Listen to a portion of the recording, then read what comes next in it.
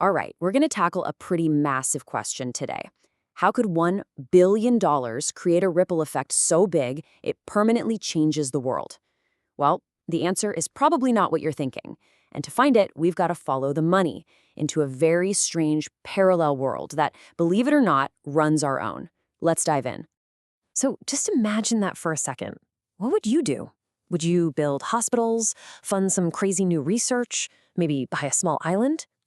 Most of our answers would be about things here in the physical world, stuff we can actually see and touch. But what if the biggest lever you could possibly pull exists in a world you can't see at all? You see, there's this parallel world running right alongside ours. It's not made of people and cities and trees. It's made of numbers, data, and pure speed. It's a place where the normal rules of reality are turned completely upside down, and we're going to call it planet finance. So to really understand how to make a permanent change with that $1 billion, we first have to take a journey to this strange and powerful world. So, yeah, welcome to Planet Finance. Okay, so here on our world, planet Earth, when a disaster strikes, it's a tragedy. Simple as that. But over on Planet Finance, a disaster is a golden opportunity. Here, we create value by, building things, working hard. Over there, value is created from wild market swings and just betting on what might happen next. These two planets are playing by completely different and often opposite sets of rules. And this quote just nails that disconnect. I mean, think back to the beginning of the pandemic. Remember that? Our entire world just shut down. We all held our breath. But Planet Finance? Well, after a very brief shock, stock prices went on an absolute tear. It recovered and was making huge profits while the rest of us were, still picking up the pieces. How is that even possible? Well, to even begin to operate on Planet Finance, you have to understand the first and most important rule of the game.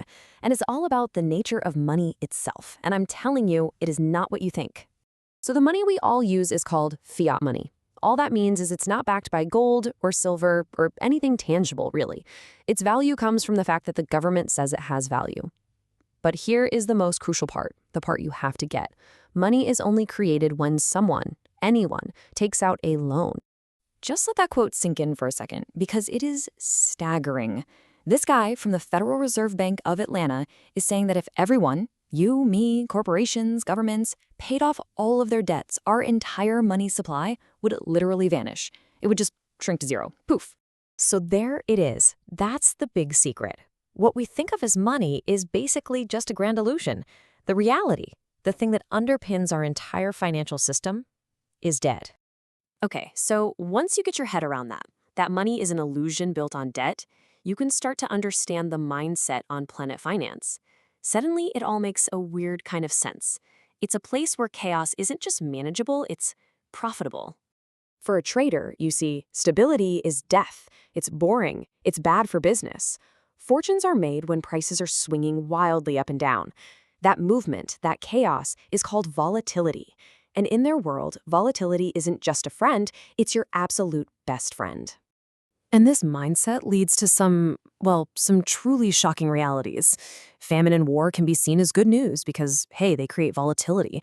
One trader actually admitted his best year ever was during 9/11.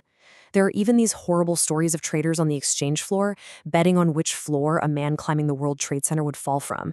It's just a complete and total detachment from human tragedy.